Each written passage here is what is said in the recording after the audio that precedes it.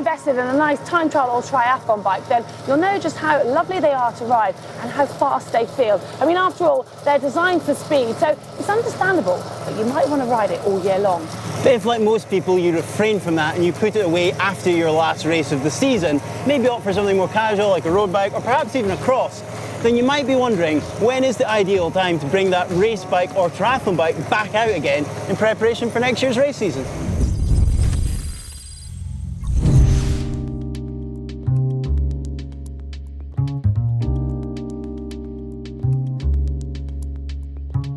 Well, let's start by addressing why we race on these bikes. It is for their aerodynamics. So with that in mind, probably not going to be the first bike of choice when it comes to going for a long, steady ride in the countryside. And that's partly because they can be quite aggressive in the position, making it less comfortable. But more to the point, it's not going to be particularly sociable when you're down on your tri-bars.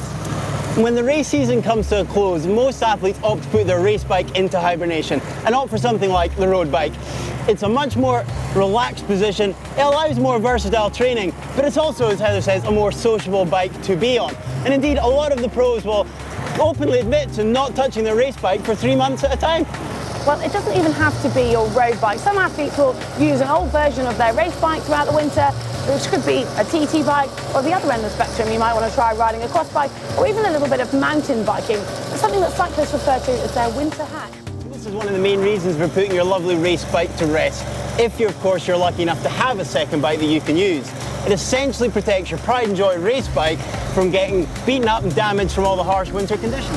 Yeah, and also it's a little bit of a mental break, so just spicing things up a bit, just being able to go out and ride your bike for the fun of it. But at some point in the season, you are going to have to dig out your TT bike ready for races. But the question is, when to do that?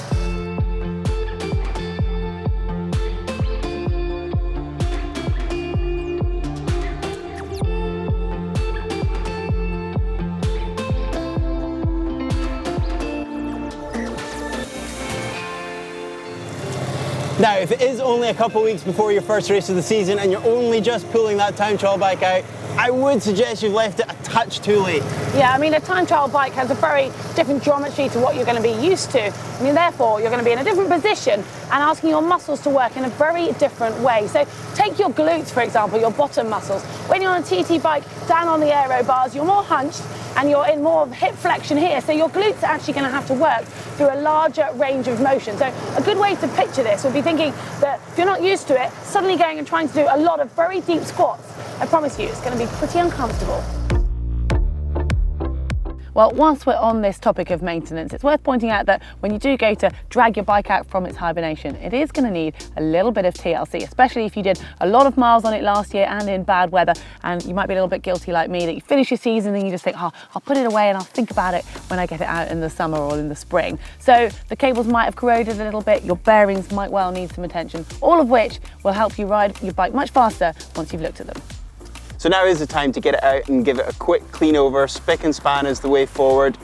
Check anything that could have been worn, chain, tyres, brake pads. But of course you could do what I do, just take it down to your local trusty bike shop and get them to give it the TLC that Heather was talking about.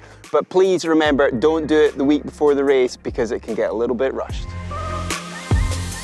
Right, back to training, and 2 months before your race, the weather might still be bad and you won't want to take your race bike out. So if that is the case, you can still benefit from putting your TT bike or your race bike on the indoor trainer. And even if you only ride it once a week, this will still make a difference. And when you do start riding your time trial bike again, try and do it for a few times just nice and steady, because this will make sure that you get used to that position again and help prevent some injuries. Yeah, and so if you are sticking to indoor training, you can actually put in some shorter, sharper sessions. So say you've got an hour of time, you do a 10-minute warm-up, and then you do 3 lots of 10 minutes hard, 5 minutes easy spinning, finished off with a 5-minute warm down. And then just combine this with doing your longer rides outside on your winter bike, and then when the weather does improve, you can take your TT bike out. And additionally, time trial or triathlon bikes are notoriously difficult to get comfortable on quickly. So spending that extra couple months before your first race will just maximise your comfort.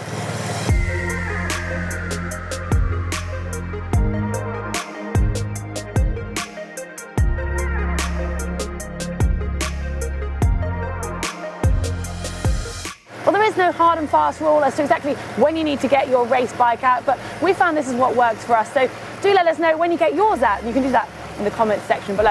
And if you've noticed this nice kit that Fraser and I are wearing, well, you can find that by clicking on the link for the shop. And if you enjoyed this video, give it a thumb up. And if you want to see more videos from Global Triathlon Network, click on the globe to subscribe. And for a video on tri-bikes versus road bikes, click here.